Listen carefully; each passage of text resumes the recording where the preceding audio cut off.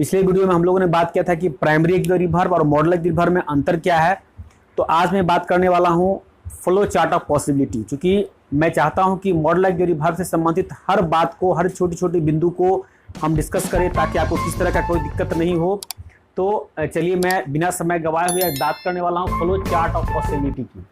अब ये flow chart of possibility क्या है, तो हम देखेंगे कि जो मॉडल एक्सिलरी वर्ब में कुछ ऐसे स्ट्रक्चर होते हैं जो सभी में आते हैं। तो आखिर वो सभी में आते हैं तो आखिर उसमें अंतर क्या है, इस अंतर को समझने के लिए हम बात करते हैं flow chart of possibility of model axillary verb. Model axillary verb का पॉसिबिलिटी का जो फ्लो चार्ट है उसको मैं यहाँ पे बताने वाला हूँ। क्योंकि यहाँ पर देखिए मैंने लिखा है मॉडल एक्सिलरी वर्ब और यहाँ पर मैंने लिखा है परसेंटेज ऑफ पॉसिबिलिटी। बहुत ही ध्यान दीजिएगा, ये है कुछ नहीं, लेकिन मॉडल एक्सिलरी वर्ब को अच्छे ढंग से समझने के लिए यह समझना भी जरूरी है। तो देखिए यहाँ पर मैंने लिखा है मस्ट।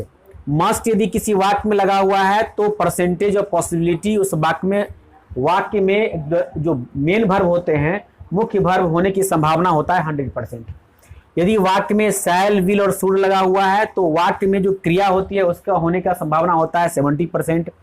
यदि कैन या कुड लगा हुआ है तो वाक्य में जो क्रिया है उसका होने का संभावना होता है 60%। यदि उड लगा हुआ है तो उसका संभावना होता है 50%। यदि मे लगा हुआ है तो संभावना होगा 40%। और यदि माइट लगा हुआ है तो संभावना सबसे कम होगा 20%। अब इसी बात को हम एक वाक्य में लिख के बताने का प्रयास आपको कर रहे हैं। जैसे देखिए यहाँ पर मैंने लिखा है I must go to Patna. तो I must go to Patna यदि लगा हुआ है, इसका मतलब है कि मैं अवश्य पटना जाऊंगा, अर्थात मुझे पटना जाने की संभावना कितना है 100%। यदि इसमें हम लगा देते हैं आई शैल गो टू पटना, इसका मतलब मेरा पटना जाने का संभावना है 70%। इसी तरह से यदि हम लगाते हैं I can go to Patna, मैं पटना जा सकता हूं, यानी कि संभावना कितना है 60%। यदि हम लगाते हैं वुड लगा देते हैं I would go to Patna, इसका मतलब है मेरा पटना जाने का संभावना कितना है 50%। और यदि हम लगाते हैं मे, तो इसका मतलब मैं पटना हो सकता है, मैं पटना जा सकता हूं, इसका संभावना 40% हो गया। और यदि माइट लगा देते हैं I might go to Patna, इसका मतलब है हो सकता है मैं पटना जा सकता हूं। कोई मुफ्त में ले जाने वाला मिले नाश्ता वगैरह करवाते हुए, तो हो सकता है तो मैं पटना जा सकता हूं। तो संभावना इसका सबसे कम हो गया।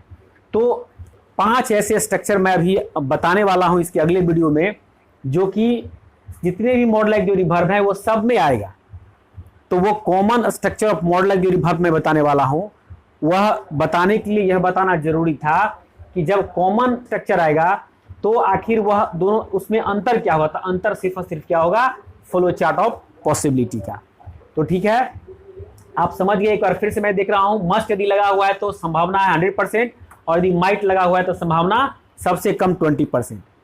आई मस्ट गो टू पटना, मैं अवश्य पटना जाऊंगा। I might go to Patna, हो सकता है मैं पटना जा सकता हूं। तो आप समझ सकते हैं कि दोनों में अंतर कितना हो गया, कहने के भाव में भी अंतर है।